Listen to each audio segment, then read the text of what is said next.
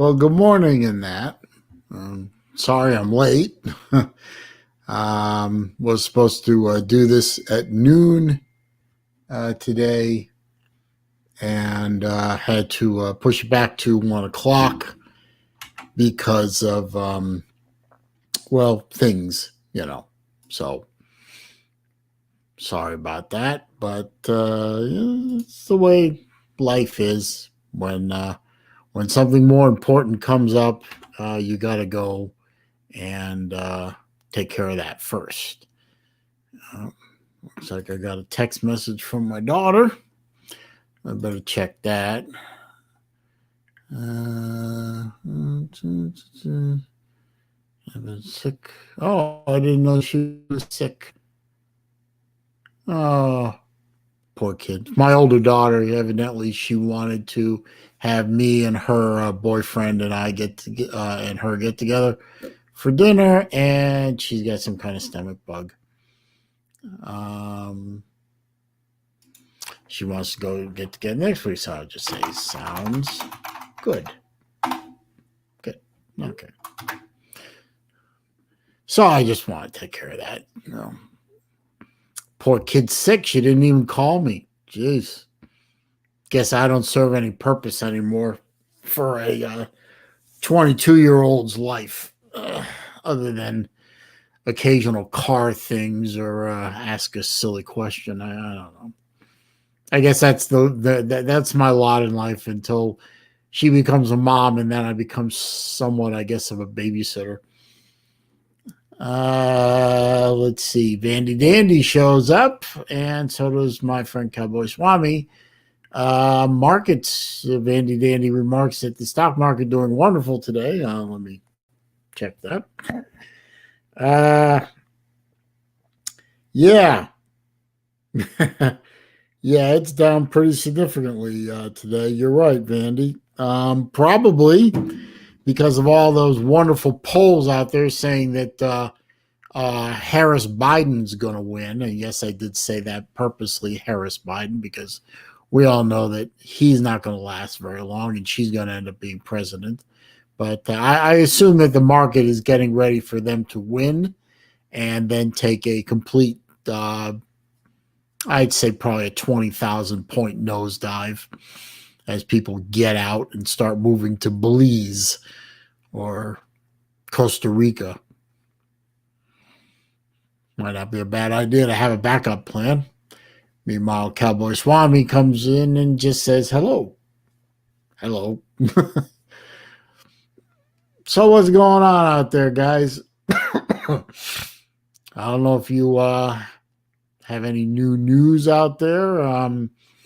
I checked this morning, as I do every morning. I get up, I do my normal morning getting out of bed routine, checking to make sure all my joints still work, which fortunately they do seem to every morning. Takes a little while to get started, and then I grab my phone, and then I get on to, I go to two places. I go to ESPN and I go to 24/7 Sports, and I check to see if there overnight somebody got a good idea into their head and fired Todd Grantham from the staff of the Florida Gators. And unfortunately, every morning that I've been getting up and hoping that today is the day that Todd Grantham will no longer be polluting the sidelines of the University of Florida football team. Unfortunately, it's not to be. Once again today, it seems that Todd Grantham continues to somehow draw a paycheck from the University of Florida athletic department, which really makes me sad. It really makes me sad to think that for the rest of the 2020 football season, the University of Florida is basically wasting their time putting a team on the field because half the team isn't there. Half the team stays in the locker room or sits on the sideline and picks their nose or scratches their ass or whatever. But half of my beloved Gator football team is literally sitting on the sidelines with no coach, no direction, and absolutely no idea what they're doing. So a few weeks ago, I made a video saying that the Florida season is over, and the Florida season is over. As long as Grantham continues to be on staff, the season's over. Okay, well, my daughter thinks getting together next week is a good idea, so okay, there you go. Let's see. Cowboy Swami wants to actually ask a watch question on a watch/sports channel. Shocking. Do I think Alpinist and Boulder Expedition are overpriced? Well, what is the current price of a Boulder Expedition? Let me look that up real quick. Hang on. All right, bear with me. Let's see.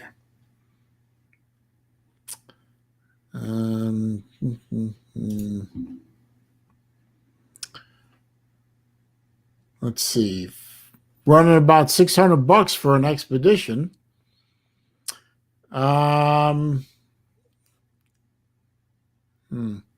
I had one of those recently. I reviewed one. It was a nice watch. I mean, people have been telling me for a long time that the Alpinist is a really nice watch, and I should try and get a hold of one, and blah blah blah. And I got a hold of one, and it is a nice watch. It's a good quality piece. But I think $600 is a tad overpriced.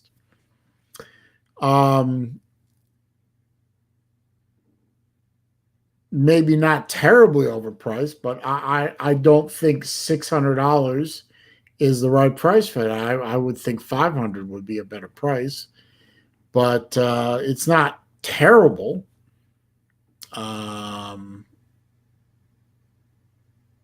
I guess it's okay. I mean, I wouldn't buy one for $600, but it's not a bad price.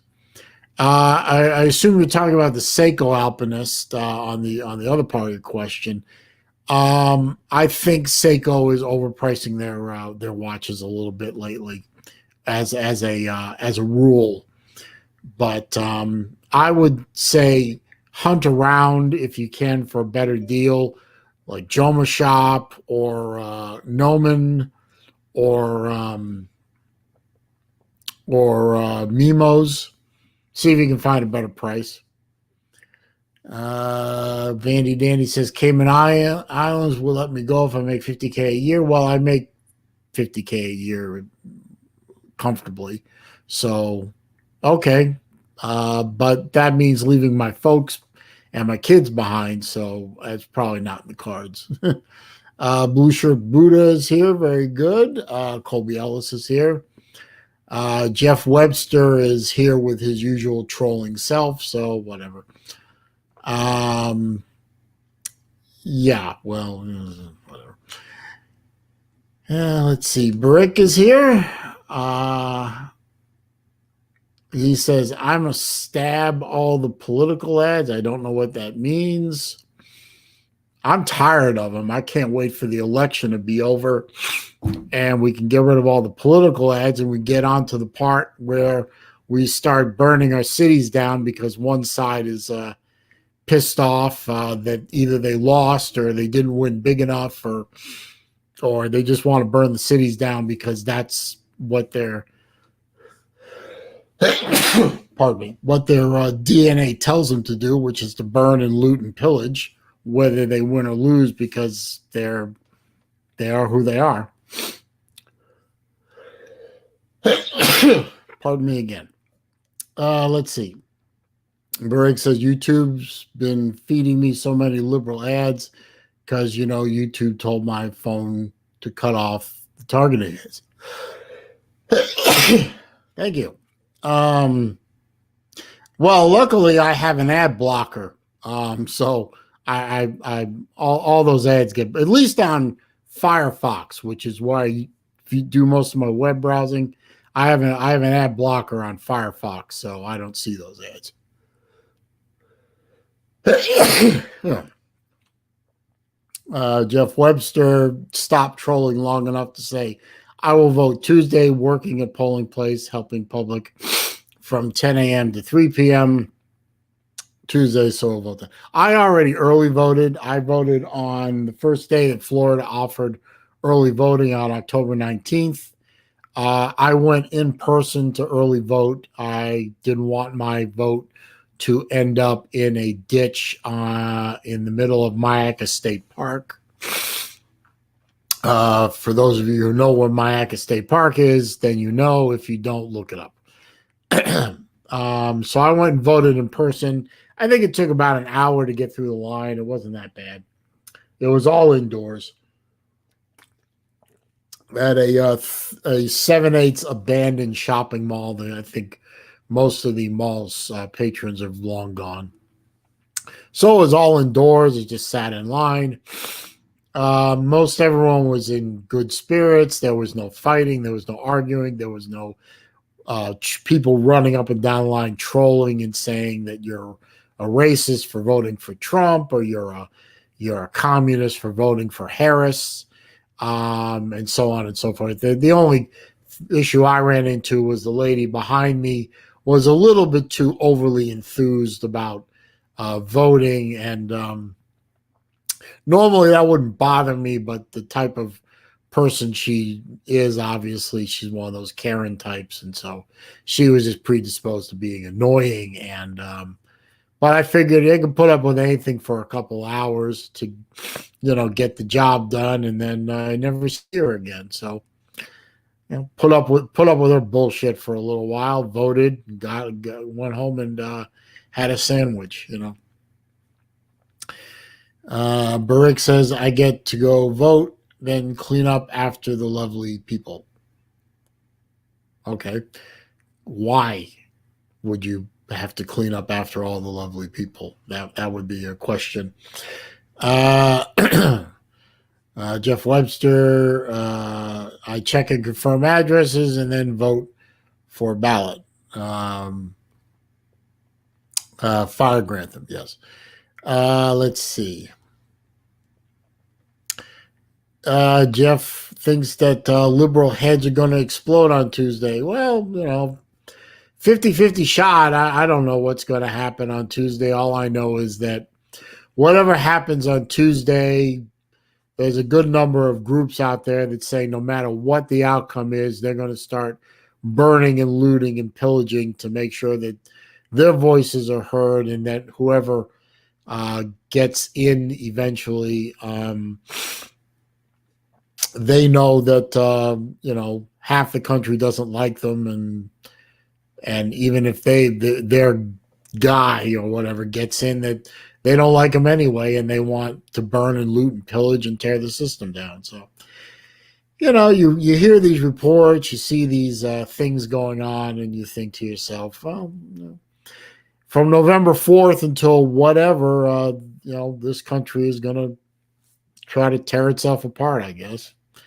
I guess I'll just sit back and hope that where I live avoids most of it.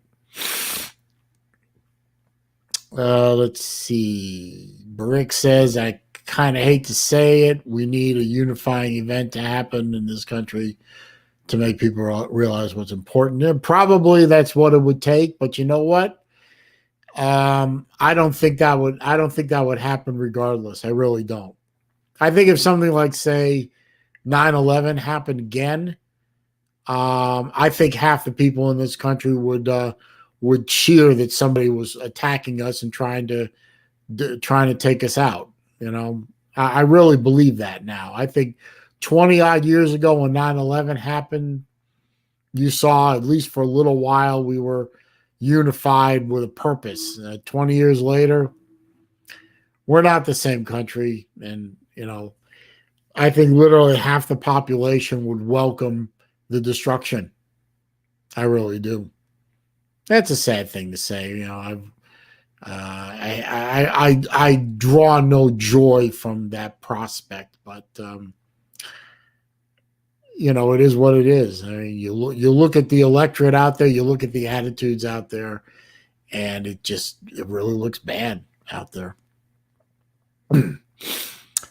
Jeff says Florida and Iowa must go red. Well, Florida anyway. Yeah, a whole bunch of states have to go that way if you want a certain income, and a whole bunch of states have to go the other way if you want another income. So, outcome, I should say.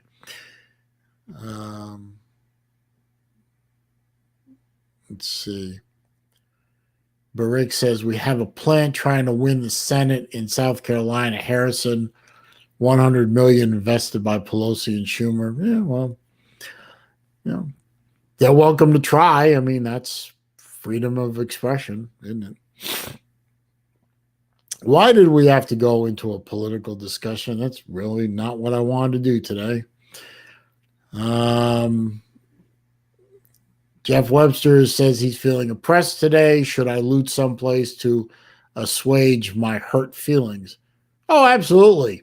I mean, if it's good enough for the people of Philadelphia to destroy their city and rape and pillage and loot and rob and steal and beat and destroy and injure because of something, then if it's good enough for them, it's good enough for you. Well, why not? Although, I don't know. Is there anything bad happening in Iowa right now? I mean, maybe you could use the excuse of a poor harvest to pillage and loot. Let's see. Vandy Dandy says Tennessee is expected to be the reddest state Tuesday. Well, I hope so. Burick says I do janitorial work. I did not know that. And he also says any of that unifying event would have to be worse than 9/11. Yeah, it probably would be, but then again, then I say again, I mean, an event worse than 9/11, half the people in this country would be happy that it happened, especially if it resulted in the death of a lot of people that they didn't like on either side. So I don't think such an event would be a unifying event. I think such an event would probably be the spark that tears the country apart completely.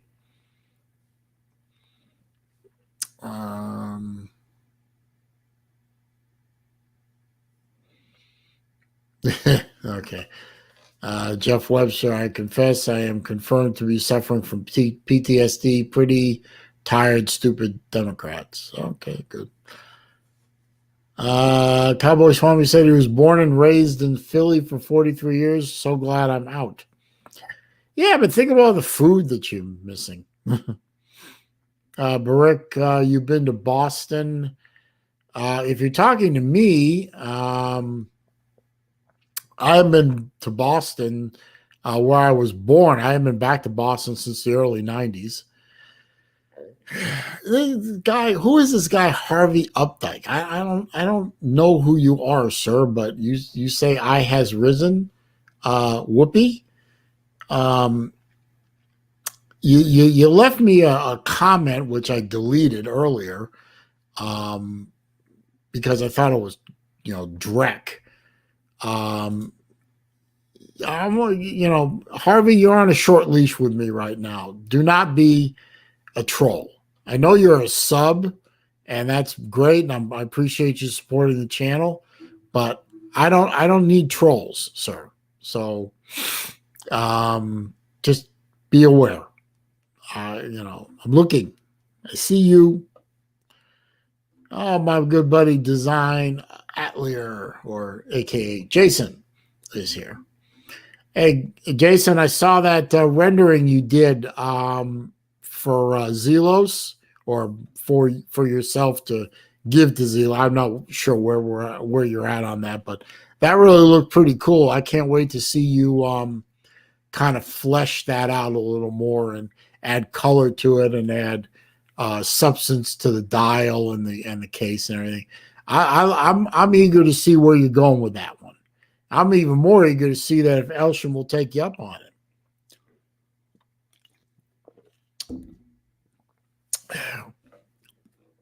That would be pretty cool if he accepts your design as one of, yeah.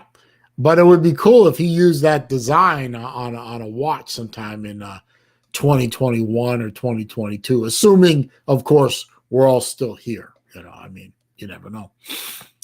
Let's see.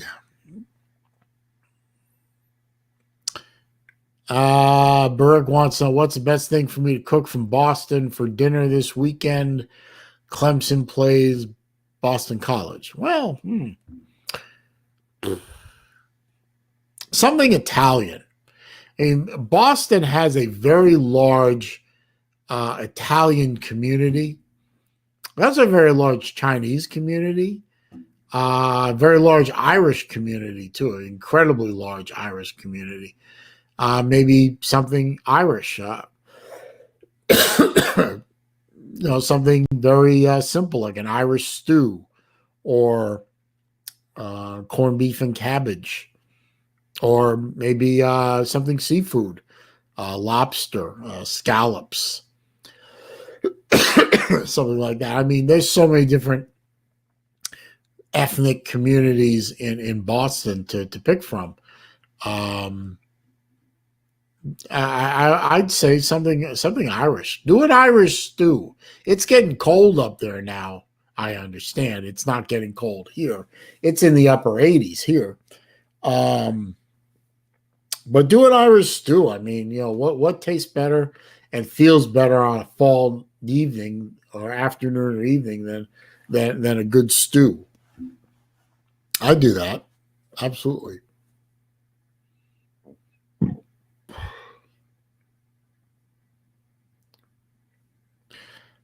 Yeah, that's right. Harvey Updike is the guy who poisoned the trees in Auburn. Okay. You died, but you came back. Okay. That's weird. Okay. Whatever. Let's see. Yeah, I think you might like it, Jason. That might be a good. I'd like to see I'd like to see more of the doodling that you're doing. That's pretty good. Clam chowder and lobster rolls. That would be excellent. Good idea, Vandy. Um, my buddy Dave, Sports Live in the ATL or Salida. Thank you for coming by my channel, sir. I appreciate it. You know what? You did for me, I do for you.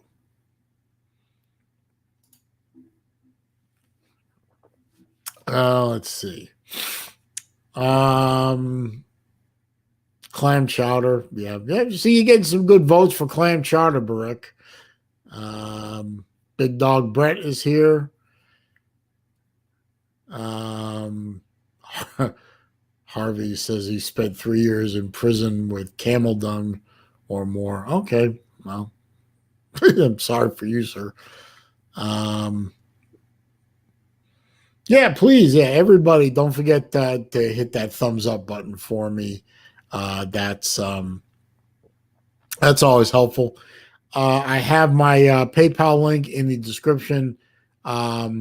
If anyone wants to do that, obviously you don't have to. It's, if you want to support the channel, that's there. And the super chats are also there too. So if you want to support the channel that way, it's always welcome. It's never necessary or required, of course.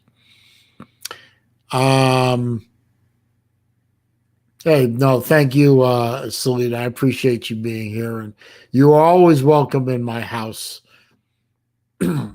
Everyone's welcome in the house of Saleen as long as they behave themselves and don't be a jackass. Let's see. What's doing good for you, Brett? Let's see. You guys are playing Kentucky this weekend, right? That should be a nothing game for you guys. Nice little tune-up for when you get to come to Jacksonville next week to beat the shit out of my team. I don't think you guys got anything to worry about with Florida. They're not going to put up much of a fight. I mean, all you got to do is outscore us, and that should be easy enough. We don't have a defense, so No defense means you guys can just back and forth, back and forth. And you guys actually have a defense, so you might be able to slow us down on a couple of series and game's over. So congratulations. And then you'll lock up the East. So you'll be heading to Atlanta to play Alabama again. So, have a good time with that. I just start getting ready for that. Steve Pearson's here. Let's see. He says, "Hey, Saleen, good to see you on. Takes my mind off the rough weather. Headed Metro Atlanta's way to." What's happening tonight in Metro Atlanta? Is that hurricane? Yeah, that's supposed to be landing now, isn't it? Hang on, let me check here. Hang on. I see on my phone that TikTok Chess Hall just uploaded a trash talk on Kentucky. That should be funny. Hang on a minute. Oh, let's see. Zeta is off the coast now. When is that supposed to hit? I guess that's supposed to hit Louisiana tonight and be over North Georgia tomorrow morning. So, yeah, I guess Atlanta's going to get a little bit of rough weather, but by the time it gets into the Atlanta metro area, it's probably going to be a tropical storm. You guys should be able to handle that relatively easy. I mean, it's not like it's snow, is it? Let's see. Oh, thank you, Brett. I like this chair. I picked it up on here. It's S Racer. I picked it up on Amazon for like $150. Very comfortable. Nice chair. It's better than the one I had before. And reclines nice, and and it rolls fairly smoothly. So not a bad chair. I recommend absolutely. Let's see. Brick says if I like clams, it would be hard to get fresh ones. Yeah, I guess I could see that, but I don't know. I think the Irish stew idea was a pretty good idea. Let's see.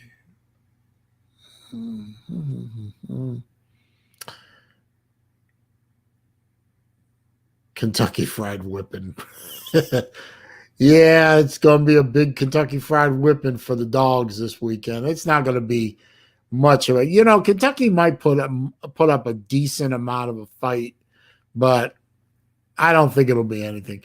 I guess the big question is, the biggest question is going to be, who's your quarterback?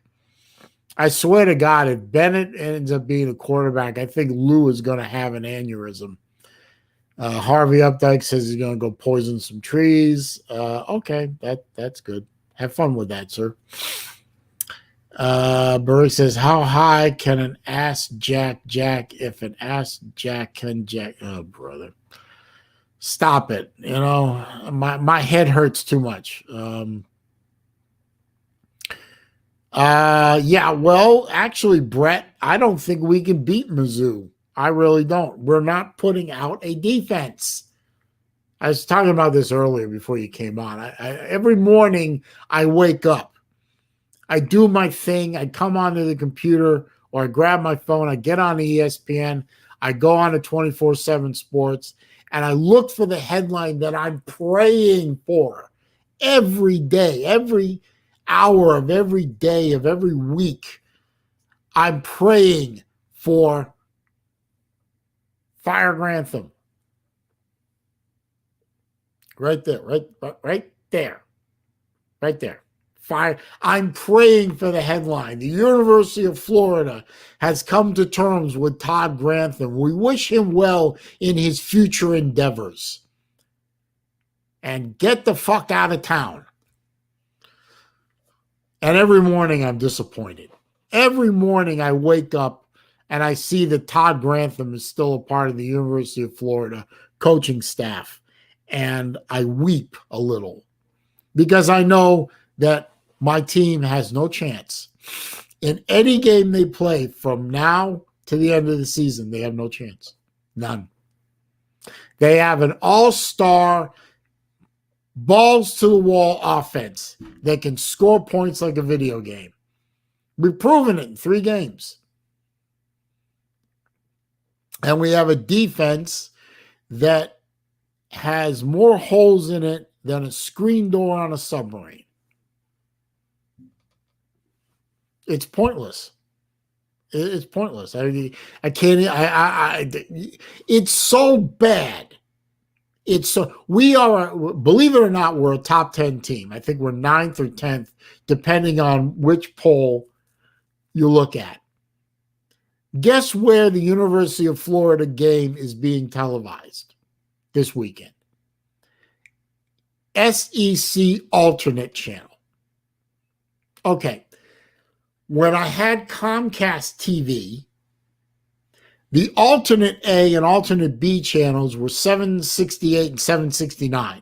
They were in standard definition, and half the time they didn't work.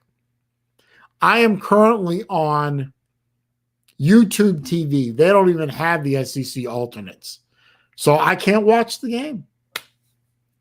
Maybe if Watch ESPN has it, I can see the game if I want to.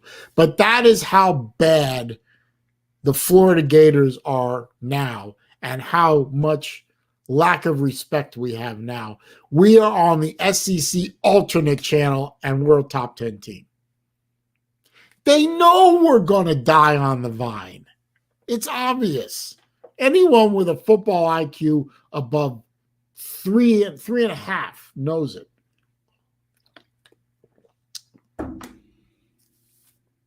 So we're losing to Mizzou.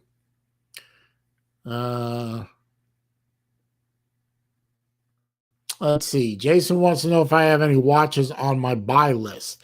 Actually, no. At the moment, well, yes, there is one. I am looking at a marathon. What do they call it?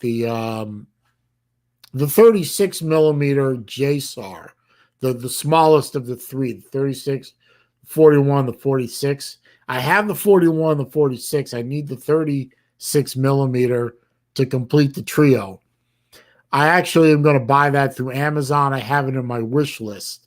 I'll get around to it eventually. I think it's called the MSAR, medium search and rescue. Other than that, I don't have any watches on my to buy list for the rest of the year.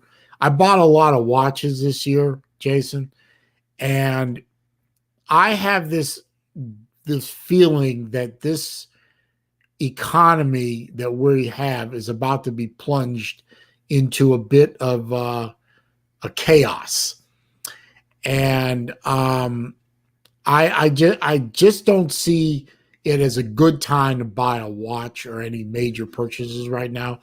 And I have one last debt to clear. It's a very small one, and then I'm pretty much debt free.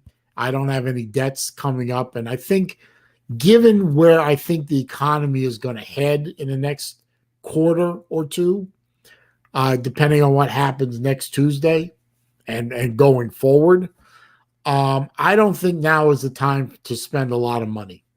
For me, personally, I'm not looking to spend a lot of money, so I am. I'm not looking to buy any watches right now. Steve Pearson says they're under a tropical storm warning. Okay, that makes sense.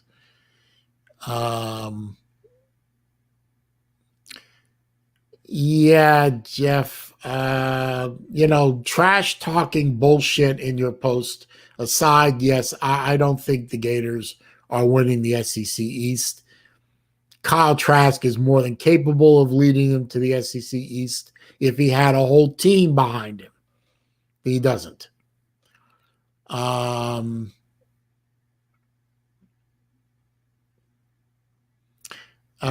Steve Pearson says he doesn't take any game for granted with Georgia, especially with Stetson Bennett as quarterback. I can understand that. I do. Barick says his computer chair is from the 60s. Wow.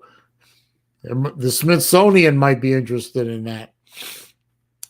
Big Dog Brett says Kirby is a top-notch, hard-headed, scared to put in a new QB. Bennett is froth. Froth? You mean from? Uh, um, Kirby does seem to be a bit hard-headed, but I think eventually he's going to figure out that Bennett is not going to be the choice going forward. I think he should probably figure that out. Maybe this week. I don't know. Is he announced a quarterback this week, or does that happen later? I haven't been paying attention. I mean, the one thing I can say is for Florida, our quarterback situation is sorted out. We just don't have a defense. That's all. Barrick rightly points out that Mizzou held Alabama to the least points of the season. Very true. And I think they're going to be able to slow our offense down enough. And with us not playing any defense, they should be able to score enough points on us to win the game. Neo's here. How you doing, sir? Yeah, I'll put up the link here in a minute. That's a good idea. I'll put that up in a minute. Let's see.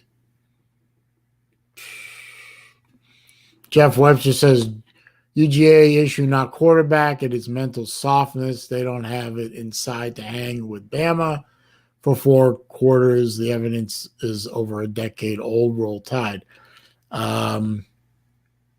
Okay. This is not my issue, sir. That is an issue you take up with guys like Lou and Chess and Big Dog Brett and all those. I don't have an issue with George's mental toughness or mental softness. My issue is Florida's lack of defense.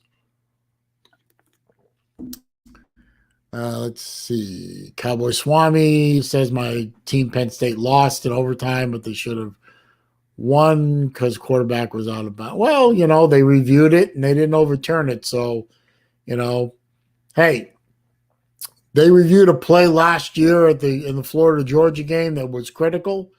They called it a catch. It wasn't a catch, but it's called a catch. So,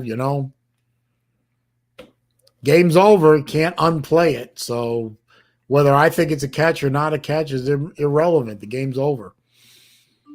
Well, Brett, remember that was not a TD. That was a 2-point conversion, but it was a 2-point conversion. I mean, it was, that's what the ruling was. Let's see. Lou's here. How you doing? No, this is not the Chunk Show. You will not find Unk in my channel, period. And if he does show up, he gets blocked. I don't want him here. Jason, you're right. The 36 is a bit small for a marathon, but a marathon wears pretty big. I mean, a 41 wears more like a 43 or a 44. So a 36 wears like a 40. It's pretty. You'll see when I buy it. I do a video on it. You'll see. Let's see.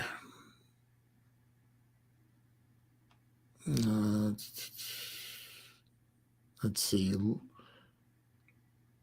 Lou, yeah, I worry about the economy no matter who is in power, but yeah, I'm worried that Trump is going to lose and the economy is going to tank. And with what the other side is saying they're going to do economically, politically, et cetera, yeah, I'm worried. Yeah. So I'm going to play the wait and see approach, Lou, and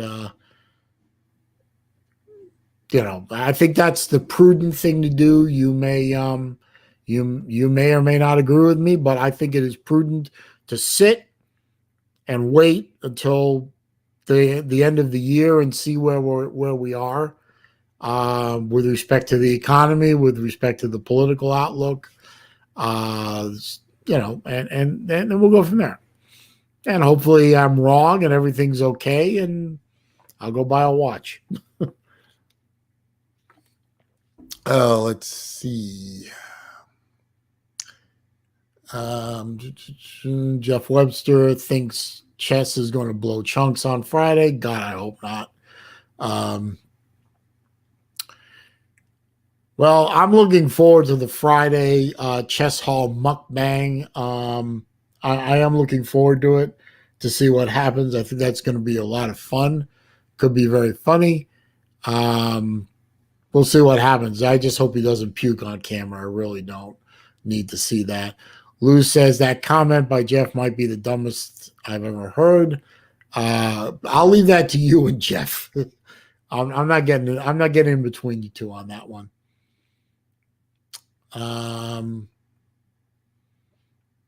He says he has text to speech. Okay, well. Actually, Barick, Lou's right. Text to speech does read comments out loud. There's also a different text to speech where you can talk into your phone and do a text message or an email or whatever. That's a different text to speech. But there is a text to speech function which will read what's in the comments and play it out. There's software for that, but okay, Jeff, you've managed to trigger Lou, so I'm leaving that alone. Ballard's here. How you doing? Okay, well, you know, Barick, if Lou says he's got a way of doing YouTube comments, text to speech, I'm going to go with that. I don't know that he can or he can't. I'm going to drop the link here. See who wants to come in to the yard. I think Big Dog Brett wanted to come in. That's certainly okay.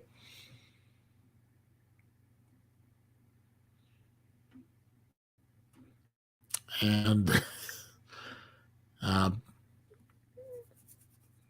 let's see.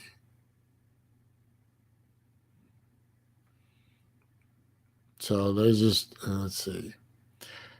Oh, Cowboy Swami said, "Do you think the build quality of the JDD or JSAR is better than the sub?" I don't know that you would say that a Marathon JSAR is better quality or worse than a Rolex Submariner. I would think that a Rolex would have higher quality materials and build and precision, given the money difference between them. But I've got two Marathon search and rescue watches over there, and they they do a fantastic job. They're high quality watches, but I don't think they're comparable to a Rolex Submariner. No. There he is. Hey, Saleen. Good afternoon. Good afternoon, there, J Dub.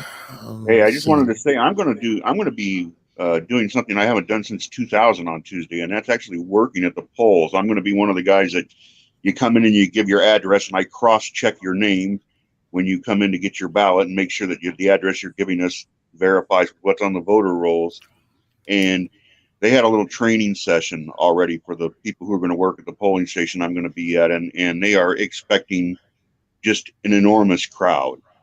So yeah. I think there's going to be, and I don't want to make this a one way or the other argument. Vote however you're going to vote. I just think there's going to be a huge day of turnout. It certainly sounds like that everywhere.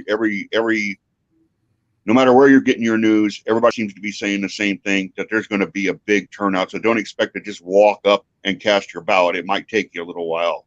No, I heard yesterday from 3 different sources that so far they are saying that 62 million votes have been cast. So even at this point, and they expect the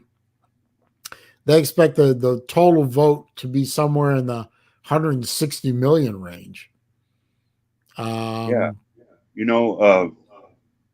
some of the European nations voted a really high percentage. I mean, they'll have like 80% of their eligible people vote. If you get 60% of the eligible Americans vote, that would be huge. We're talking about a great big voter turnout, but in percentage wise, compared to some of the other democracies in the world, it's not that impressive.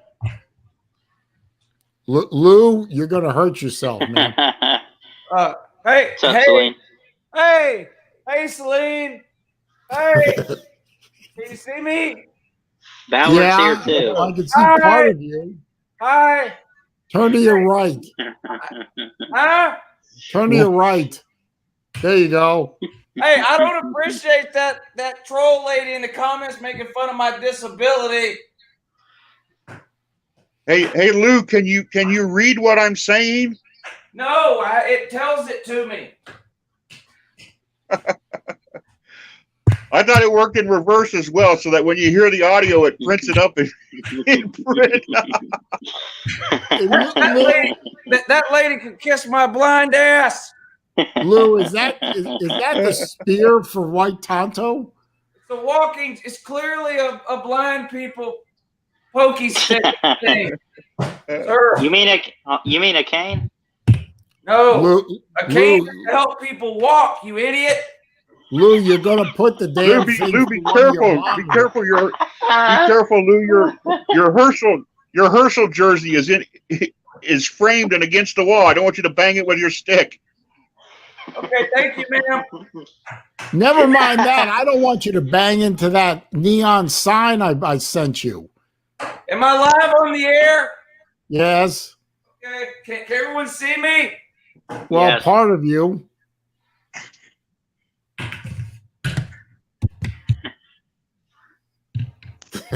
Ow. Zygus Meshuggah. I'll poke that lady's eye out. She'll be blind like me. Hey, look at your phone, lady. Is Barik a woman? I didn't know that. Yeah, obviously. What did she do? What happened that I missed? Lou says he was using text to speech, and Barik evidently disagrees that text to speech works that way. It's by Rick. By Rick, I'm sorry. I don't care what bi Rick, gay Rick, straight Rick. It doesn't matter. That's not the point. I don't discriminate. That she discriminates against blind people. I don't care if she's bi. I could care less. I couldn't care less. Only on my street. If her comments start showing up in Braille, we're all going to be in trouble because I don't read Braille. I have a Braille keyboard. I just bought a new keyboard myself. Nice. I did too. So I bought one of these old style clicky keyboards like they had on IBM's way back. Only this one works with a modern Mac, so very cool. What are you doing? Hey, look at this! Look at this great new watch I got. It's on backwards. Oh, let me turn my hand around. That's not a watch. How small? What is it? That's not a watch. No, it's a bracelet. It looks like it's just a band or something. God damn it, Linda!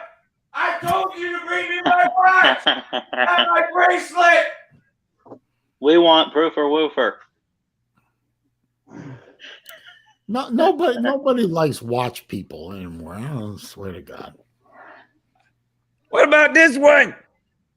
That's better. Is that Invicta? No, thanks, accept me. Looks like the one I have. Looks like a Rolex. Never you mind that. Okay. Hey, can you tell me what time it is? Depends time on for where you you to are. focus. I can't. I gotta go beg for change at the liquor store. Okay. All right. Oh, I might run into Luther down there. Shalom, Bubby. I think that was a Rolex. Probably. It's a Rolex. It's a Submariner. Can barely tell, but it's a Submariner. Anyway, Well, if Lou's going to the How did liquor I end store, up with Ballard, he two might run gumps? into Wooper. How did Yeah, I right. end up with 2 gumps in my stream? How does that happen to me? You added us from the back room, I think. That's my damn fault. And the funny part was Big Dog Brett was the one that wanted me to drop the link in, and he's not here yet. Yeah. He's always fun when he's on this show. He's good for a laugh or two. Hmm. Hey, Saleen. And Nefarian's here. How you doing, man? I appreciate you showing up. What's up? You know, for as much as the Georgia people are complaining about their quarterback, and as much as everybody, and the Bama people are crying about Waddle, and the LSU people are worried because their starter is out. Imagine if you're Wisconsin. Wisconsin's going to go 3 weeks, and their highest ranked quarterback available is their number 4, and a walk-on who's the number 5. But wait a minute. Technically, now I might be wrong about this, so feel free to straighten me out if I'm wrong. Technically, at the beginning of the year, was not Stetson Bennett 4th on the depth chart? Yes, was he I think he started out, I think, as the 4th or 3rd string. I mean, they had the guy that decided, under the phrase "shit or get off the pot," he got off the pot, whatever his name was. Right. Newman. So he was 1. Daniels 2. Most likely, I think Mathis. The guy with was the head 3. thing. Then they started Dwan Mathis. Mathis, thank you. Yeah. Right. And then I'll lose back. Phrase shit or get off. So yeah, I guess Bennett would have been 4 probably. If you go back to August, he probably would have been 4. You didn't have to ask Bennett was 5th though. Oh, okay. 5th. Wow. And then when Newman left, he was 4th though. Okay. Well, then I'm half right. And Wisconsin canceled their game though. Why? They did? No. Yeah, they're 8 up. Oh, I didn't see that. They must have done that. Is it the corona though? It's the coronavirus though. Mm-hmm. I got a video upload now, but this is the problem. The Big Ten has totally screwed themselves. Now you've got Nebraska and Wisconsin are only playing at the most 7 games. That's it. And raise your hand if you think anybody in the Big Ten's playing 8 games. Yeah, exactly. Nobody. Not a single one. How many are going to play? 5? The Big Ten's been screwed up. No bye weeks. They play right up until the conference championship game. So the most games Wisconsin can play now is 7, and Nebraska. So, and who knows what will happen a week after that, but they screwed themselves. And what are the chances Illinois doesn't have coronavirus? They're the ones that played Wisconsin. So, right. They haven't announced anything yet, but and I hope they don't have it, but the odds are they do. This is just a disaster. The Big Ten is looking at a 5-game season maybe for some of these teams. They're lucky. We're trashing the Big 12 for the quality of their play on the field, but the Big 12 might end up smelling like roses because they started early enough that each one of the Big 12 teams has 2 bye weeks built into their schedule. So they've got a little flexibility. The Big 10 just absolutely rolled the dice, and it's come up to burn them already. Yeah, the Big 12 was the smartest one. That's why I kept saying since June. I was saying in June, start the season now. Yes. Play every other or mid-July at least, and do a 10-game schedule. Play every other week. Yep. I remember you saying that. You were dead on right, Lou. I remember you saying that. Even the SEC is going to do their best to reschedule, but all these rescheduled games aren't getting replayed because you're going to have some teams who have multiple games rescheduled for that December 12th date. You can't play 2 games in one day. If Florida, like 3 days. Florida has to postpone one more game.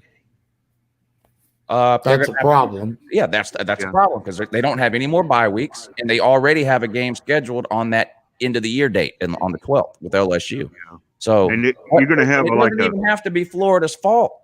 Who's Florida got left to play? Vandy. Let's say Vandy the week before Florida plays Vandy gets sick. Well, now Florida's only playing a 9-game schedule because they can't play Vandy and LSU on December 12th. They only play one of them. Now we know what the Florida man's going to try to do. Well, we need to play Vandy. Oh, here we go. They're in our division. Well, there would actually be a logical argument for that, I know. don't you think? That's how. I don't think it'll be up to the schools. I think the conference is going to decide which games get played based on division races. So, like in that case, probably would be Vandy that you would play in that scenario. If Florida's out of it, if Florida's out of it by then anyway, which they probably will be because we aren't playing defense. But if we're out of it, then it doesn't really matter either way. I mean, okay, if let's say by some miracle we beat Mizzou in a couple of days, and we roll into Jacksonville, and as I expect, Georgia just puts a hurt on us, and they basically have locked up the East at that point. I mean, what does it matter if Vandy gets the Rona or we get the Rona or whatever? We got no shot. So why bother playing the games at all other than revenue? Yeah, I wonder what the motivation will be to reschedule somebody who's, a 2-5 versus a 3-4. How much motivation is there going to be for that game to be made up? Well, I mean, other than the revenue part, or there'll be some TV motivation. Yeah, there'll be some TV revenue motivation. There'll be the motivation of, the same motivation of why would you play in the Blue Bonnet Bowl? Right. An extra scrimmage for your team and some extra money for the athletic department. What in the absolute hell is that, Jess? Slitter. Get that off my screen. Okay. That looks like someone threw up on their own face. Come on, man. Okay. Stop that. I'd rather look at that. Well, Chess come in here with the dumb shit, don't he? What are you doing, Chunk? Just keep your just keep your worst half off my channel.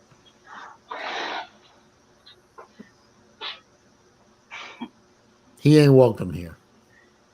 You know who I'm talking about. Chess knows who I'm talking about. Oh yeah, I got you. You're good. Mm-hmm. Yeah, keep him out of here. Anyway, Lou. Yes, sir. When do they? When does Kirby announce his QB? Oh, it's Stetson Bennett. Do we know that for a fact? Well, he didn't say, "Listen, Stetson Bennett is starting," and thank you very much. But he said enough where he didn't have to say that.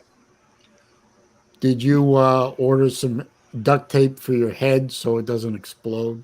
Nope.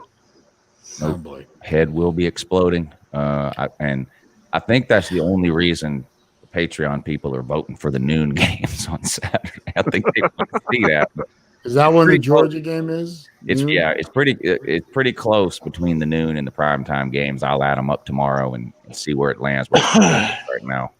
Well, I was just saying earlier, I don't know if you caught it or not, but I was just talking about earlier, how fall under the category of how the mighty have fallen. Florida is what, 9 or 10, depending on what poll you look at. Let's go with 10. They're on the SEC alternate channel. Really? I know we're bad. I know we're not a very good team right now, but are we that bad that we get the alternate network? Yeah, that's a little surprising. What time is y'all? And I don't even get the alternate network. I'm on YouTube TV. YouTube TV doesn't have the alternate networks. What time is that game? 7:30. Wait a minute. How does this? So is there another night game? What's on SEC Network at that same time? What game? I'll tell you in a minute here. Hang on. Probably something dumb like Alabama and Mississippi State. That's a 7 o'clock game. That's ESPN, I believe. Oh, okay. Wait a minute. I just hope it doesn't mean it's Beth Mallins. I don't want my worst team to have to endure Beth Mallins. Texas, Arkansas at Texas A&M is the SEC Network game. Florida, Mizzou is the SEC Network Plus. Yeah, I would have done it the other way around, but really, you don't have that channel, do you? Not on YouTube Plus. No. The YouTube TV. So maybe ESPN will have it on the Watch app. They will. Maybe. They will. Yeah, but I mean that's just a commentary right there on Florida's whole friggin' season right there. I mean, thank God that the Florida Georgia game will be at 3:30 on CBS, or else they'd probably preempt that one too.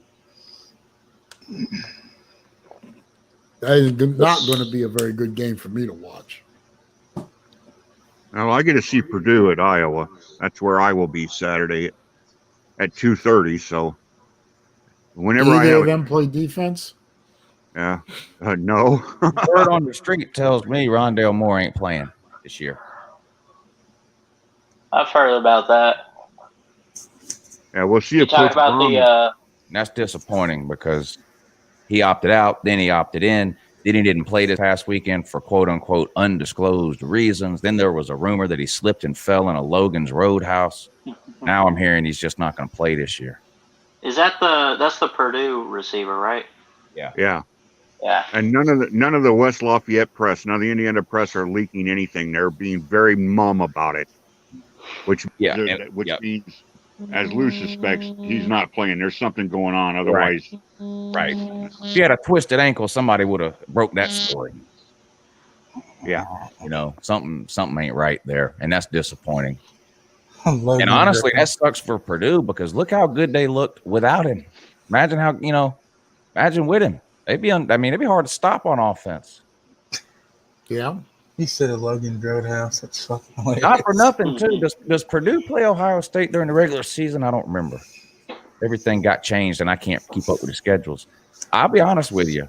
Purdue with Rondale Moore could give Ohio State a game because Ohio's defense, from what I saw, ain't what it was last year. They're missing some stuff up front and on the back end. And you pointed out that Ohio State was having a bit of trouble running the ball, too. Yeah, they can't run the ball except for Justin Fields. First of all, that Master Teague is doo-doo confirmed. I mean, he's been that for a while. I thought Trey Sermon was going to be good. The guy that came from Oklahoma, but turns out he didn't look that good either. And it's weird because Ohio State been telling me that this is the best offensive line they've ever had, but they couldn't open up no holes against Nebraska. But yeah, Purdue boat raced Ohio State a couple of years ago. Remember, beat them like 55 to what was it? Wasn't it 55-14? Yeah, it was like a 20-odd point victory, and I was watching the game too, and I'm thinking to myself, yeah, I just stepped into the twilight zone, man. That's where I first said, okay, who the hell is this Rondale Moore? I mean, that guy. I mean, every time you turned around, he was running 80 yards for a touchdown in that game. He still scored touchdowns. Purdue this year with Rondale Moore versus Ohio State and a shaky defense, that would be a good game, especially if that game is in West Lafayette. Yeah, which is where the upset matchup. was. So I know Ohio State's much better of a team than Purdue is, but that could be a matchup problem for Ohio State. Yeah, that would be a good game to see. I don't know if they play or not. I have a feeling. I think obviously, as far as the Bama game goes, we can expect them to win, but I think they'll actually cover the spread. Hey, Lou? Yeah. Check your front door. Oh, okay. Yeah, I'll check it in a little bit. I got to take my daughter to the Halloween store at 3:00, so I'll go out there. Oh, that's nice. Yeah, I remember doing that a lot. Yeah, Ballard. Kylan Hill quit. The Mississippi State kid. Yeah, and that's their best player. Yeah. Well, I'm glad that got to you. He had more rushing yards. He had more rushing yards in the first quarter of last year's game 1 of the season than he's had all year this year. Because they don't run the ball. Mike Leach don't run the ball. And they don't really have any. They don't really have much at the receiving position. He was their best receiver, to be honest. He had almost 200 yards receiving against LSU in that first game. Yeah. But he wants to run the ball. Said he's a running back, not a receiver. No. I think his fate was sealed as soon as they gave the job to Leach, because running back under Mike Leach is a guy that's just not going to have any not going to have any carries. Just not going to happen. Mm-hmm. Yeah, Mike Leach has always been he always liked the gunslingers. I remember that going all the way back to his Texas Tech days, man. It seemed like I've heard of pass to set up the run. This man passed to set up his defense or something. I don't know. He never seemed to run the ball. He never seemed to have a use for running back other than either as another receiver or a blocking back. Well, it's kind of like the reverse. I mean, in the Midwest, the reverse of that team would be Wisconsin. If you're a running back and you think you're talented enough and you don't mind having a big load, well, look at Ron Dane, look at Jonathan Taylor, look at some of the other guys. You go to Wisconsin, the Badgers are going to run the ball. Mike Leach is going to throw it. Yep.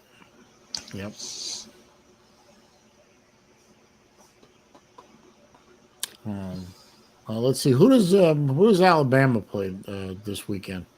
Mississippi State. Yeah. Is that the CBS game? That's the game that should No, be it's SEC alternate. It's yeah, but it's the 7:00 game on ESPN. Yeah, but no one cares, is what I'm telling you. Yeah. I mean, that's a walk. Saban's birthday too. No shit. Well, that's why he's not on the alternate. How old is that guy? How old is he? Like 90? He's gonna be 69 this Saturday, I guess. He'll be 70 next year. Oh, geezer. Yeah, he's still capable of coaching with a clear mind. So. Well, he's under contract through 2021. I thought it was. Hold on. I thought it was through 2024. Contract means 'Cause remember he got- nothing. I mean, that doesn't mean anything at all. It means nothing. Yeah, It's that's not worth nothing. the They'll paper extend it. printed on. They'll do whatever he wants. He'll quit tomorrow if he wants to, and he'll still be coaching in 10 years if he wants to. I wonder how long Grantham is on contract for. Lifetime. Maybe I could start a GoFundMe. Georgia's willing to step up and pay half his salary just to keep him there. Auburn, can they still can't afford a buyout on Gus Malzahn, can they? I think under normal conditions, yes, they could afford it now. I don't know about this year, though. If they lose to LSU this weekend, there's at least a 50% chance Malzahn gets fired. Forget the South Carolina game. Yeah, that's embarrassing. That doesn't matter. The only three things that matter to Auburn are Alabama, Georgia, and LSU. And as long as he continues to beat one of them a year, he'll stay there. But that's what happened this year. I don't think he's beating. If he loses to LSU, this could be it for Malzahn. Hey, Tennessee Volunteer 98, how you doing, man? Thanks for stopping by. Let me ask you a question, though. No, and if I can get a non-trolling answer, Butch, where do you non-trolling? Where do you think he ends up when Tennessee has finally stopped having to pay for him, and he doesn't have to sit in the film room and pretend to be not there or whatever? I mean, obviously he has great skills as a car detailer, but let's say he decides to go back into coaching. Yeah, he will. Where do you think he's going to end up? That I have no clue, but I do think this will be his last year at Alabama. Let me rephrase the question. Do you think he stays in? Do you think he stays in Division I? And do you think he gets a job in the SEC, or does he go somewhere else? In the SEC, it won't be a head coach in the SEC. If he gets a job in the SEC, it'll be a position coach. Outside the SEC, if he wants to be a head coach, he's going to have to go Group of 5. I think. I don't think I don't think a Power 5 team would hire him right now.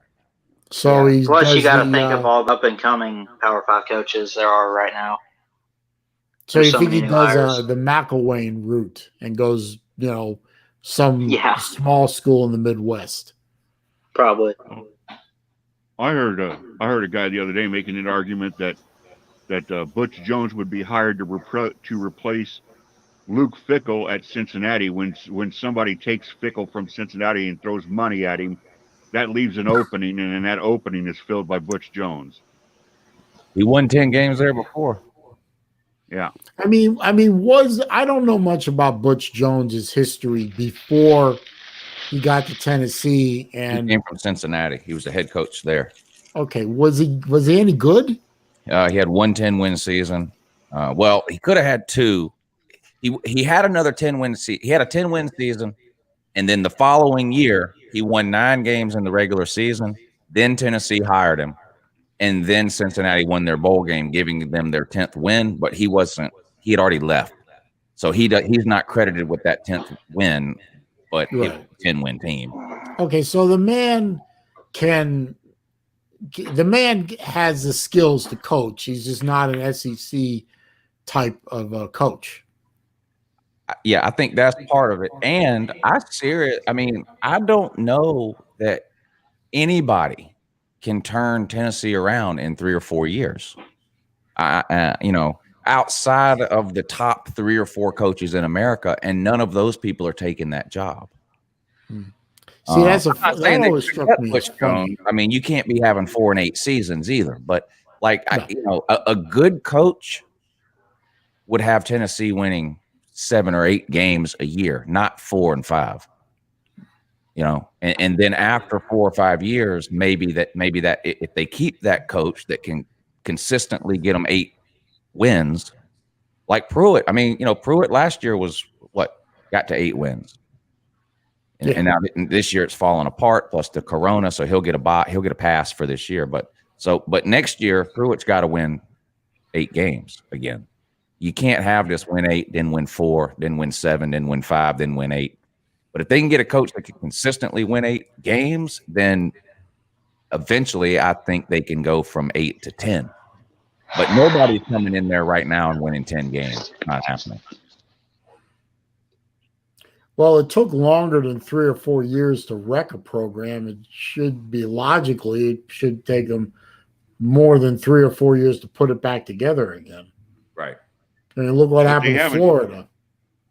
Tennessee hasn't showed that patience, though. I mean, look how many coaches they've run through in the last 12 years. Yeah, that's been the problem. They've missed on so many. But see, I wouldn't want, if Georgia was in Tennessee's situation, I wouldn't want to keep a 4 Fire Kevin Cash. I wouldn't want to keep a 4 and 8. So that, you almost have to, if the guy goes 4 and 8, you almost have to fire him. Well, we did. I mean, in my school's case, we did. Right. And same with Tennessee, they did too. They have to avoid that. But the Tennessee fans got to be willing to accept a coach that can get them 8 wins 3 or 4 years in a row, because that's the best anybody can do right now there. They can't run somebody off for going 8 and 4. I think that's the best a coach could do there right now. 8 and 4 for 3 or 4 years in a row. Prove that they can. Tennessee's got to get to the point where they're beating everybody except Alabama, Georgia, and Florida. Until they get to that point, they're just an totally irrelevant team. I mean, last year they lose to Georgia State and BYU. This year they get blown out by Kentucky. Probably going to take another loss or 2 that we didn't see coming. You know what I mean? If they could just get to the point where they're beating everyone else, they'd be 9 and 3. Why can't Tennessee be 9 and 3? Why? I mean, they could lose to Georgia, Florida, and Alabama every year and still be 9 and 3. They have to get to that point before they can start talking about winning the East or the SEC or making a playoff or any of this kind of stuff. And they haven't been able to find a coach that can do that. I mean, Butch Jones got them to 9 wins 2 years in a row, but then he had the 4 and 8 season. Yeah, might help if they recruited a quarterback. Well, they did recruit one, and he just didn't pan out. I mean, Garantano was the 2nd highest rated dual threat QB in his class. Didn't look like it. Well, yeah. Yeah, he's sort of regressed, hasn't he? Mm-hmm. Never mind. He kind of reminds me of Fromm in that he has regressed. Now, in Garantano's defense, he's had a different offensive coordinator every single year he's been there. This is the first year he's ever had the same offensive coordinator for a second year.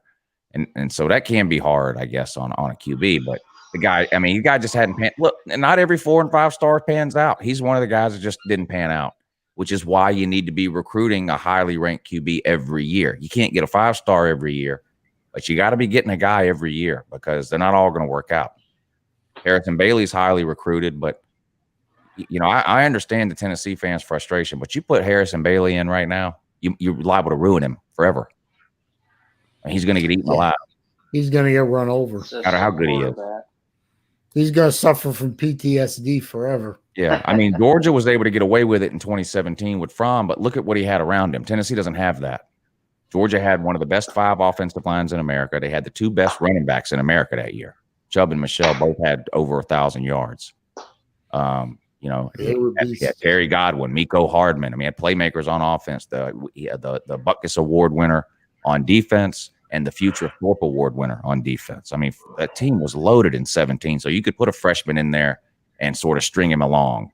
You know, Tennessee can't do that. Look at what happened last year when they used to put Maurer and Trout in the game. It ruined those guys forever. I mean, you know, the guys still have nightmares. They'll never be the same. They'll never play again. So I don't think they should put Harrison. Now, letting him come in the second half here and there, yeah, they should be doing that. But you know, there's some people that say, "Well, just give Harrison Bailey to start." That could ruin him. I would just go ahead and hold off. You've made it this far through this weird year without jumping on the Harrison Bailey train. I would just wait. You got a whole off season to get him ready, and I would start him next year. I would tell Garantano, yeah, somebody needs to have the same talk with Garantano that somebody had with Fromm, and just tell him, listen, we can't tell you not to come back, and if you come back, you'll get a scholarship and you'll be on the team, but you're not playing.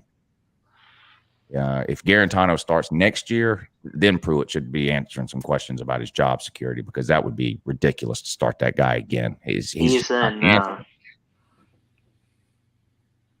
I was going to say that Garantano and, you know, you brought up Fromm, they're basically what we call system quarterbacks. You know, like if they got the right play calling and everything, and the right coaching type, that's where they're successful.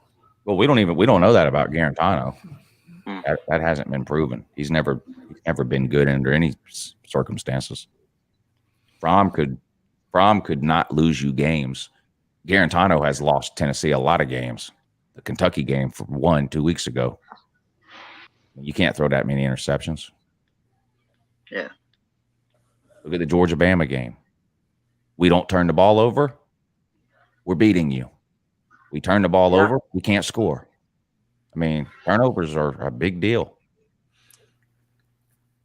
Well, let me ask a pertinent question for next week. Do you think Bennett can well, I almost know the answer already. Do you think Bennett can beat Florida? I have serious doubts. I know what you think about Florida's defense, and I agree it's bad. Yeah. I have a feeling. I hate to say this, Georgia's best chance, I think, at beating Florida is to hand the ball off a bunch of times. And in that regard, Stetson Bennett might be able to beat Florida. And I think well, in that regard, Stetson Bennett is. I think Stetson Bennett's going to be something like 14 of 18 with a bunch of dinks and dunks, and we're going to have 45 runs. And I think we're going to blow Kentucky out. And I think that's going to be the game plan heading into Florida, too, is to just run the ball. And I don't like that because it makes it look like we can win with Stetson Bennett. But it's just like with Fromm, we weren't winning those games because of Fromm, and that's what's going to happen now. Then we're going to get to Alabama, and Bennett's not winning that game. You can't just line up and run the ball against Alabama. It just won't work. Can't keep up with them. So I don't know. I don't know if we'll beat Florida or not, but I think that's going to be the plan. I wish Florida had a defense where I could come back and say, hey, if that's the plan, Florida should just stock the box 7 or 8 deep and dare Bennett to beat him over the top. But Florida ain't proven they can stop the run, much less stopping the pass. So that game plan might work for you, Lou. I mean, you know, slam it up the middle. I mean, Jesus, Zeus is a beast. Herbie made a bunch of comments following that Alabama game about how we got away from who we are and blah, blah, blah. And if you look, I think we ran the ball 5 times in the second half against Alabama. Can you believe that? If I would have told you there's going to be a Georgia game where they only run the ball 5 times in the second half, you'd have called me. I would have called you crazy. I couldn't believe it. And we averaged 5 yards per carry against Alabama in that game. But well, Georgia and you get behind Alabama, you got to score quick, and we can't do that. And we tried, and we saw what happened. A 7-point deficit turned into a 17-point deficit in a hurry because we turned the ball over trying to throw it around, trying to come back from trying to come from behind. George can't do that, not with Stetson Bennett. And saw what happened. Kirby made a lot of comments about getting back to who we are and this and this. And I think he's looking to prove a point again. Now he's going to come out against Kentucky and put his, he's going to do the turtle shell route. He's going to put his head back in his conservative turtle, and you're going to see a bunch of run. I don't have the sound effect you do, Lou, so I'm gonna go cha-ching. Vandy Dandy, thank you for the super chat. Appreciate it. It says Lou will gain new subs when Kentucky. Oh, thank you. I appreciate that. Lou will gain new subs when Kentucky beats Georgia. I'm going to go out on a limb here. Who said that, Vandy Dandy? Yeah, I'm going to go out on a limb here and say I don't think Lou wants new subs that way. Well, he's only wrong in that he said when. If Kentucky beats Georgia, Lou will gain new subs. That's true. But when Georgia beats Kentucky, Lou will also gain new subs. Oh, and my friend Bobby Legs, thanks for stopping by. He says, "Go RU." I don't know what RU is, but one of my watch buddies stops by. I always appreciate that. I want to acknowledge him before he gets run over. We lose. That's always the case. Well, yeah, whenever Georgia loses or even looks like they're going to lose, your view count goes through the roof. And if they do lose, your sub count goes up. I find that interesting. Of course, I can't really say too much because the way I discovered LouTube was a video that was shared on Facebook that was after one of your losses, I think in 15. Yeah, 2015. I don't remember which loss it was. I just remember you had lost the game. You came on there and did a monstrous rant, and I literally bust a gut laughing and went over to your channel and subbed up. So I've been around for a while. I'll have to figure this out. There's got to be a way to check, but I bet you when the 2015 season started, I had less than 1,000 subs. And I don't know. I had a lot of videos. I had a lot of videos take off that year with the whole Fire Kirby Smart routine and all that kind of thing I was doing. And I think that's when my channel first started getting some traction. Mark Rick, yeah. Who did I say? You said Smart. Kirby. Oh yeah, that's next week. Yeah, that was a Freudian slip. Yeah, that's next week. Freudian slip, yeah. Are you projecting? I'm still on the Fire Grantham thing, so Fire Grantham. Fire Grantham. Yeah. Oh, Jeff, you'll be happy to know I went and voted today. I heard you talking about that earlier. Was this the third or fourth time? Fourth. Oh, okay. Yeah. Same guy every time? At the poll place? Yeah. Or do I vote for the same guy every time? Yeah, vote for the same guy every time. Oh, yeah, I vote for the same guy every time. Okay. As long as you're consistent, sir. Yeah, I'm consistent. That's all that matters. I don't think I'm going to go again. It starts to get crowded now. 3 or 4. Yeah, I was saying that when I went and voted early, I voted early on the first day that they did it here in Florida. It took about an hour to get through the line. There was not any ranting or raving or people running up and down the line screaming, F this, F that, you're a fascist, you're a communist, you're racist, you're an idiot, there's none of that. Absolutely none of that. It was everyone was pretty happy to be there. you don't see a lot of that at polling places because almost every district in this country is so gerrymandered now. Every district is like 90% Republican or 90% Democrat. Like there are no districts anywhere that are mixed anymore because every time a party gets in power, they draw the lines around and push certain people in and out. Like where I live, I don't know how many people were there when I went to vote. I bet there wasn't, let's say there was 100 people there. There weren't 5 people there voting for Biden. I can guarantee it based on where the polling location is at. Yeah, you ain't wrong. That's for sure. You ain't wrong. I mean, the winning party gets to draw the district lines, so you ain't wrong. But that's another one of those political realities. You can agree with it or disagree with it, but reality is reality. I mean, I don't vote. I can vote for the first time this year, and dang it, I'm going to. I'm not really a political person. but still, Jess. I mean, if you got opinions. I mean, Hey. you know, How good is next Tuesday night's call-in show going to be? oh, that's going to be is next? cluster. Oh crap! Oh boy, I'm gonna keep that Next thing going Tuesday's as long as election I day, have right? to. Yeah. Oh gosh. Shoot. You know what I'm glad about Heck on yeah. next Tuesday's call-in show is you don't have to be up early, which means that we don't have to be up early for the morning show. So you can just let that thing run, Yeah. and we can all just sit there and have a good laugh. You said we you ain't had gonna a know question anything earlier. Tuesday night. I guarantee you that. What did he Next say? Tuesday. What did he say? I I don't know. We won't know anything final Tuesday night. Nobody's going to bed knowing who the next president's going to be. right, That's just because not they gonna had to happen. make that stupid mail-in voting, which is stupid and And fraudulent. that's gonna be a problem. I was telling somebody, I think it was my dad. I went to breakfast with my dad this morning. Whoever wins, I hope it's not close. Yeah. Because Yeah, that would be a good thing. I know people say this all the time. Oh, this is the biggest every election is the biggest election in history.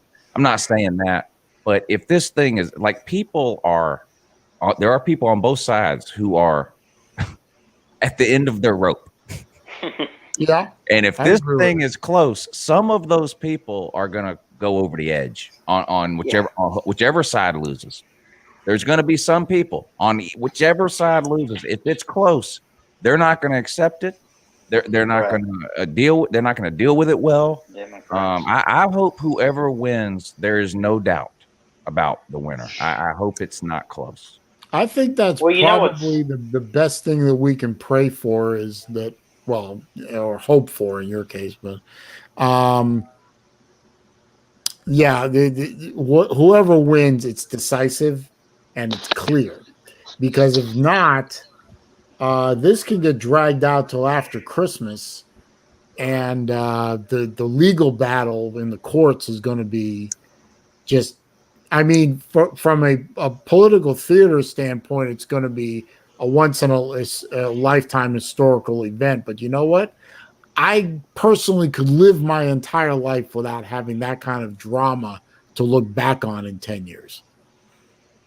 It'll be a landslide. Who wins? I guarantee. Well, here's the thing. Celine, you're old enough to remember the 2000 election. Jeff is too. Oh yeah. That's the only thing in my lifetime that is anywhere near what we might be looking at here. I mean, that imagine first or second week of December before they finally. Yeah, we were well into December before we finally stopped it. Yeah. The difference, can you imagine? There was, like Lou was just saying, you didn't have 50% of the country ready to snap at a moment's notice. I mean, the backdrop to that was not the animosity that's existing right now. And right, if we go to bed Tuesday night and we find out that we've still got to count mail-in ballots in Michigan and Wisconsin and Pennsylvania's up for grabs, oh my God, God save us. Yeah. Wasn't and for me the worst case scenario, and I don't know what your opinion is of this particular person or not, you guys, but for me, the worst case scenario is nobody is declared a winner by inauguration day, and we end up inaugurating President Pelosi. Heck no. Think about it. She is third in line. If we don't have a clear-cut winner in the election, the Constitution says third in line in succession is sworn in on inauguration day. January 20th, we could end up with President Pelosi. Clinton didn't run for president in 2000. He had already ran his 2 terms. So I think you're talking about Al Gore. Yeah, Gore. Yeah. Al Gore. In the comments section says Al. Clinton won. I missed that. Yeah. Clinton didn't run in 2000, and he wasn't in Tennessee. Gore was the home state of Tennessee. He didn't even carry Tennessee, which actually a lot of political pundits are very surprised that Gore didn't carry Tennessee. Well, and if he had carried Tennessee, he would have won. Yeah. Well, I mean, it's politics. Trump's not going to carry New York. He's got Florida, though. Florida's very No, we don't know Republican. that yet. I mean, Florida's very close. Florida will be very close. Florida's a toss-up because of the I-4 corridor. Yeah, that's true. And South Florida generally will go Democrat. The rest of the state will go Republican. And then you've got the section of I-4 between Orlando and Tampa, which is toss-up. Byrick is here. 50-50. This is where the small states like Iowa, with six tiny little Ballard. Byrick, turn off your mute your YouTube. This is clicked where the off. little Wrong states with like Helen Iowa Bowen. with 6 I don't know. electoral votes, like Arizona. This is where they play into the electoral college, because normally those 6 votes don't mean shit, but this time they might. Yeah. Which state you talking about? Iowa. States Yeah, like There's Iowa. 3 in New Yeah. Hampshire. I Yeah. mean, Yeah. you never know what's going to, in a close election, one of these little tiny states could be the one that tips it over. Montana, Wisconsin. Georgia is close. Georgia is close. I find that interesting in a way. I mean, A Democrat hadn't won here since Clinton in 92. Clinton lost Georgia in 96. I mean, he won the election overall, but he lost Georgia in 96, but he won Georgia in 92. That was the last time Georgia voted for a Democrat for president. But Trump won Georgia by less than any other Republican. He only won by, I think, 4.5 points last time. And it's going to be close again this time, too. If you look at the governor's race we had here in 2018, the Republican won by less than 1%. It's getting close. As Atlanta has gotten bigger and bigger, that's a lot more Democratic votes. Almost probably 99% of the Democratic votes in this state come out of Atlanta. and Atlanta keeps getting bigger and bigger. We'll find out if it's rigged or not this year. Here in Iowa, you got a situation where Trump won the state by 7%. But the difference this time is we've got a Senate race that is nip and tuck. And that has drawn a very heavy Democrat turnout. And that's most of the polls here are saying it's Trump by 1.5 points. And if it's a heavy Democrat turnout on election day, who knows? And it's being driven to a large point by a very hotly contested Senate race. Yep. But speaking of Georgia, when I think of Atlanta, I think of only one thing, and I don't have a fancy graphic to pop up on my screen, but I am thinking of the Slob Olympics. Yes. I can't wait. And I want to know from the man from which the idea first sprung, what, if anything, is going on with the Olympics for the Slobs? Well, I still mention it all the time, but as far as any planning or anything like that, that's kind of on pause until January when football season ends, and then we'll really take about 6 weeks between January and the middle of February to nail everything down as far as what we're going to do, exactly what events we'll be doing, all that kind of thing. Now you were talking about, obviously Saturday morning we do some physicality events and then some mental events. Yes. And then going to go see the College Football Hall of Fame. Well, I mean, I'm not like the one that's saying, okay, this is what we're doing. This is when we're doing it. Everyone is doing this. I mean, I've just been throwing ideas around. To me, it would make sense if a bunch of college football YouTubers are getting together right across the street from the College Football Hall of Fame for an entire weekend. It would make sense that we took a couple hours one day and actually went to the College FootballAll of Fame, but I'm not here to force everybody to do that. I think that would be a great idea. I think that's kind of a must-see kind of thing. I'm definitely going to go. I've always wanted to go to the College Football Hall of Fame. Sure. Yeah, I'm totally on board with that idea. Yeah, I don't get to Atlanta very much, so I'm on board with that idea. I went with my son, but we were mistaken about what time they closed, and we actually got there like 45 minutes before they were closing. Dang. So we had to kind of rush through the whole thing. So I'm looking forward to going again too. We need and then we got to have dinner, all of us together somewhere, I guess. Yeah, T-bone. Yeah. Kidding. Yeah. I don't know. Ain't no T-bones up there. I know. But if you guys say varsity, I'm gonna hurt somebody. No, because that's not. No, it won't be the varsity. That's not food.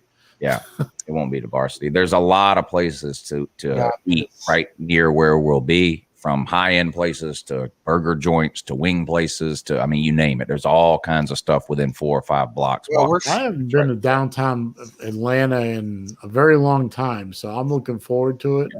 And if any of y'all have never seen Mercedes-Benz Stadium, it's within walking distance. You can't go inside, but we could walk there, take pictures. I haven't seen it. The last stadium I saw was the old Georgia Dome. Yeah, everything is right there. The park is there. College Football Hall of Fame, the Mercedes-Benz Stadium. What's the name of the place where they play basketball? Is it Phillips Arena? Phillips is Phillips still there? I didn't know. Yeah. Phillips Arena. Yeah, I was trying to figure out the last time I was in Atlanta, and it was, I believe, 2008. So I mean, it's been quite a while since I've been to Atlanta. I enjoyed it. The times I've been to Atlanta, I've enjoyed it. It's just been quite some time since I've been there. Yeah. Well, I was in Atlanta last year on my way up to Tail of the Dragon, but I didn't stop. I stopped in Woodstock, and then I went out to dinner. God dang. Yeah, Byrick, you got to mute your YouTube before you come in. Now, what football stadium is that? Huh? He's got a picture of a football stadium. What is that? I don't know. That's a very small dot. Well, who's the Byrick's avatar is a football stadium. I think it's an aerial shot of Neyland. I'm not sure. It had a lot of orange in it, so yeah. He's a gun, or he's a. The only bad part for me about the whole Slob Olympics thing is on Sunday I've got to leave fairly early to get home. So we need a medic on site for this. The checkout at those hotels will be early anyway, bro. We're gonna need ace bandages, everything. Ice. I'm thinking defibrillator. Jesus Christ. All right, guys, I got to get out of here. I got to take my daughter and one of her friends up to the Halloween store. See you, buddy. All right. Hey, Blue, appreciate you stopping by, man. Yeah, there's a video uploading. There's a video uploading on the main channel now. Make sure y'all check it out later. Yes, sir. I appreciate your support of my channel. Yes, sir. I'll talk to y'all later. See you. All right, take care, Lou. Yeah, I'm going to have to wrap up in the next 10 minutes or so myself. See you later. What the hell? Well, I mean, come on, man. Between you, me, and BVD, and I'm opting out of the 40-yard dash unless I can roll down a hill. Don't forget me waddling we around got with the some, camera gear. I could blow up at any moment. I'm just a ticking time bomb. I might just self-destruct just standing there. we got a bunch of big boys gonna be trying to run around and do something with themselves. Hey, Saleen, Huh? Saleen, running around and man, I got hit by a gator. My top speed is like, in Star Trek terms, my top speed could be described as maneuvering thrusters only, or you might say amble or shuffle. Yeah. That's my top speed.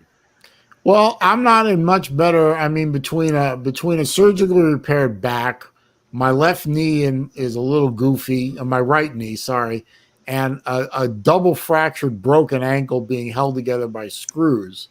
My 40-yard dash time will probably be measured with a calendar. I mean, come on, man. Uh, my my best friend among the photo crews here at Iowa State said that that Webster's top speed is downhill towards an Italian buffet, and he's right. It's going to be a good time. I'm looking forward to. I'm my personal goal here is I'm looking forward.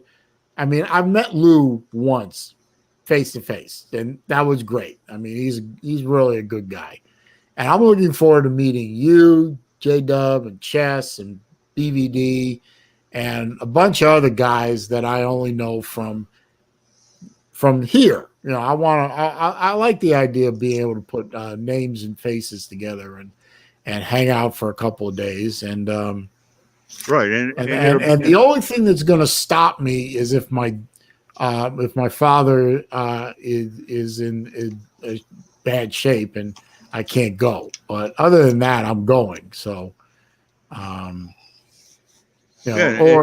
Georgia does a COVID alert. I mean, I see it like this. It'll be like the perfect family visit. It'll be just long enough that you get to know everybody and get caught up to speed, and not long enough that you can start hating everybody. So you get out of there before the blood starts, Yeah. And God knows I can annoy a lot of people real easy. I mean, just ask some of the guys I blocked on these streams. Hang on a minute. I got a question that was asked here that's pertinent, and it is from Albert. He said, what did he say? He said, where'd it go? Says Saleen is Central Florida liberal. Yeah, he retracted it. Oh. No, well, it depends on what part of Central Florida you're talking about. Orlando and Tampa and St. Pete can be somewhat liberal. They're fairly big cities, and they have a fairly diverse population of different ethnicities and outlooks and beliefs and sort of. So they can be a little bit more centrist or maybe left of. But there are parts of Florida, and like Gainesville, for example, is very liberal because it's a college city. So is Tallahassee.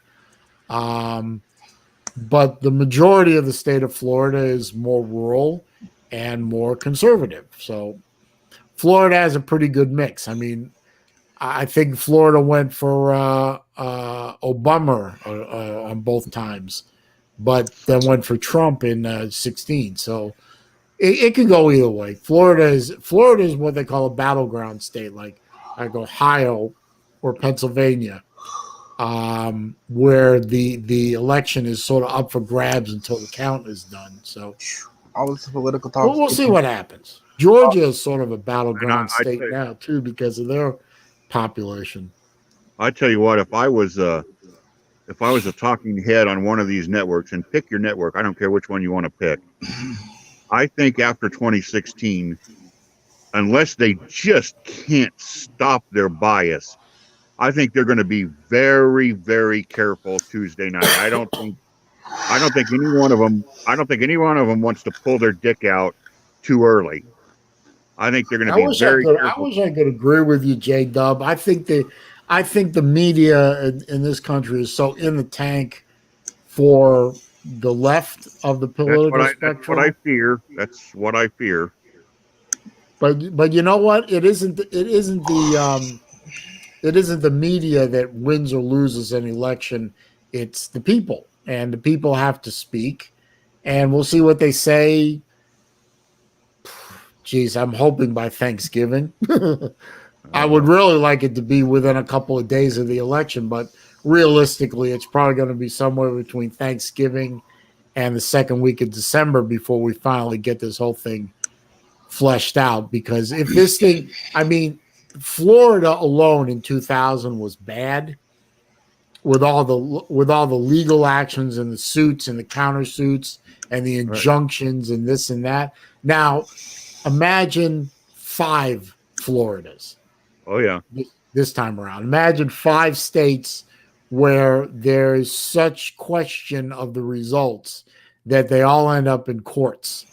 Well, and they all have to battle that out for weeks and weeks on end. And can you imagine what this thing's going to do to the markets? Not only the market here in the country, in this country, which let me look real quick. Just today is down 800 points. God, can you imagine it was at 26.7 earlier today. Where's it at now? It's about the same place. It's down about 800 from yesterday. Can you imagine what the international markets are going to do? Can you imagine what the energy market's going to do? Can you imagine what gold prices are going to do? Well, that's why I'll be interesting to see what happens with gold overnight on next Tuesday. The one thing that you folks don't want to see is gold over $2,500 an ounce. If it goes over $2,500 to $3,000 an ounce, that means that go ahead. No, if we have your nightmare scenario, if we have 4 or 5 Floridas undecided Tuesday night, gold will explode. Right, and that means the dollar, the value of the dollar on the international markets has taken a nosedive into the abyss. Yes, and if you see $3,000 an ounce gold, that's you terrible can pretty much be prepared. Jesus, y'all make my head hurt. I'm sorry. No, you're good. I don't know what y'all are talking about. I feel retarded. We're talking about, okay, let me put it to you real simply, Chess. Okay. Our currency used to be tied way back in the 70s and earlier to the gold standard. Okay. The value of the dollar was directly proportional to gold. If the price of gold went up, the value of the dollar went up. Okay. Nixon unhooked our currency from gold back in the 70s. Damn. There are various reasons for that I won't bore you with. No, you're fine. But now, with the way things are, there's an inverse relationship. The stronger the value of the dollar, the lower the price of gold is per ounce. Oh. Conversely, if gold starts to go up into $2,000 an ounce and higher, that means the value of the dollar plummets. Oh, God. If the value of the dollar plummets, that means that goods and services become more expensive. Fuck that. Right. That's, now, see, that's inflation. Look at it like this, Chess. If you look at a dollar bill printed right on the front of a dollar bill in black letters, it'll say, "This note is good for all debts, public and private." Okay? So you're taking that dollar and you're giving that dollar to me for whatever, a good, a service, whatever. You're giving me that dollar, okay?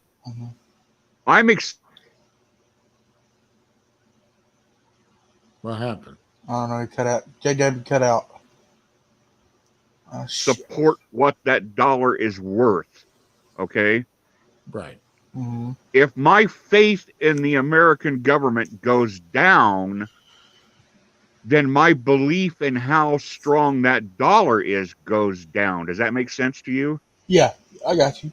Okay.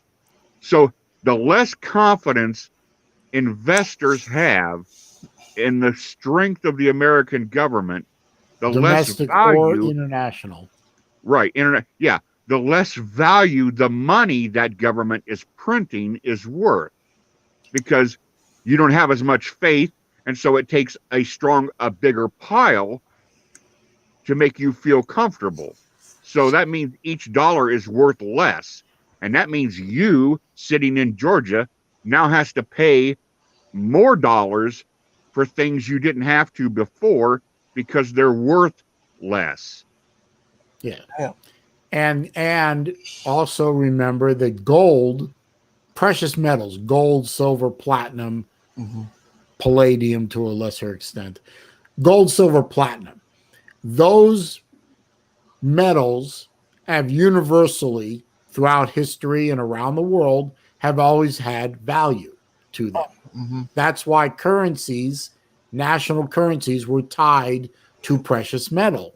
Right, because value. everybody wants gold. The whole human race says gold is valuable. Nobody So if argues. and the American dollar is the international currency of choice. If country A and country B are going to do a transaction for, like they're using their money to buy oil, the oil transaction is done in US dollars. Okay?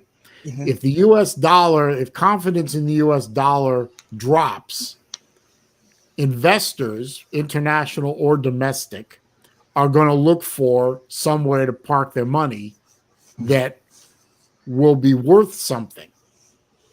That generally is gold, and that drives the price of gold up because people are trying to buy gold, and a lot of people chasing a finite item like gold. The gold supply is finite.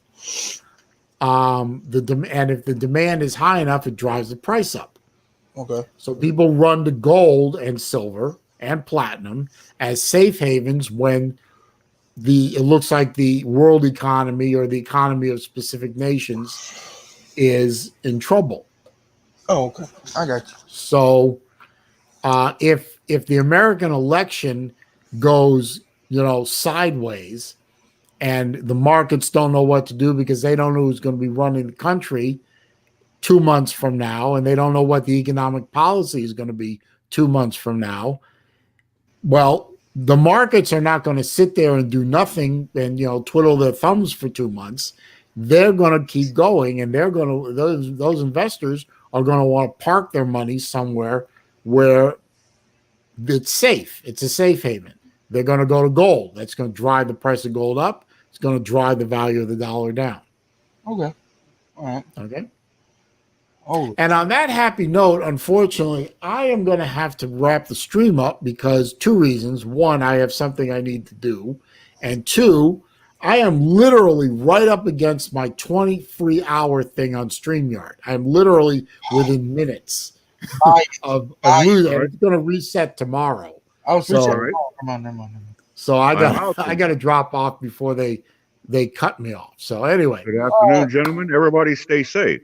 Yes, Thanks, sir. Okay, thank you, J-Dub. And I will talk to you, and I will talk to Chess real soon on other streams, I'm sure.